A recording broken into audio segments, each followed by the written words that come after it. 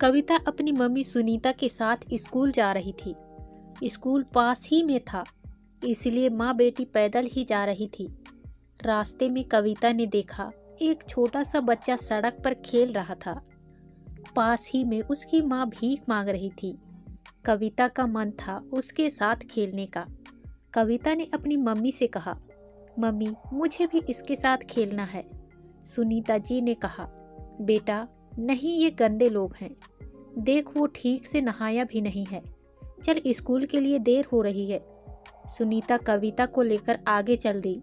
कुछ दूर जाने पर कविता ने पूछा, मम्मी वो इतना गंदा क्यों था?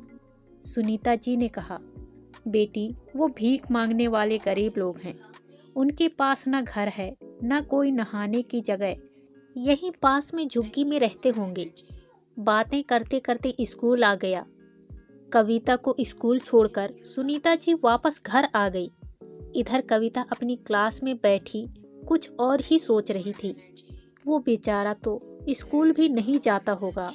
जब वह पढ़ेगा नहीं तो उसे भी भीख मांगनी पड़ेगी।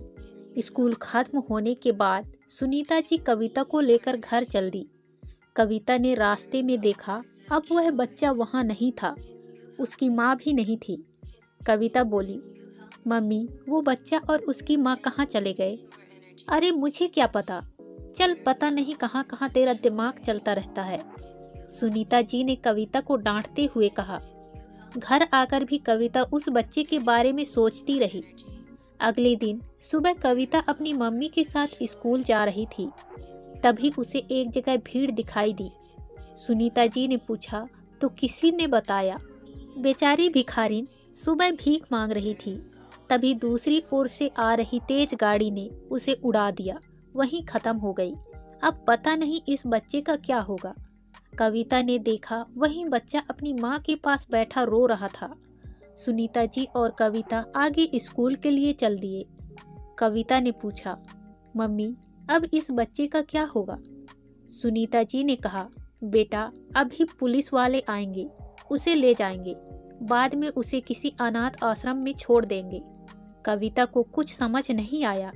वह बहुत कुछ जानना चाह रही थी, लेकिन तभी स्कूल आ गया। दोपहर को स्कूल से आते समय कविता ने देखा वही बच्चा अपनी माँ के पास रो रहा था। सुनीता जी और कविता आगे स्कूल के लिए चल दिए। कविता ने पूछा, मम्मी अब इस बच्चे का क्या होगा? सुनीता जी ने कहा, बेटा अभी पुलिस वाले आएंगे, उसे ले जाएंगे। बाद में उसे किसी अनाथ आश्रम में छोड़ देंगे। कविता को कुछ समझ नहीं आया। वह बहुत कुछ जानना चाह रही थी, लेकिन तभी स्कूल आ गया। दोपहर को स्कूल से आते समय कविता ने देखा वहाँ कोई नहीं था। घर आकर कविता ने खाना भी नहीं खाया।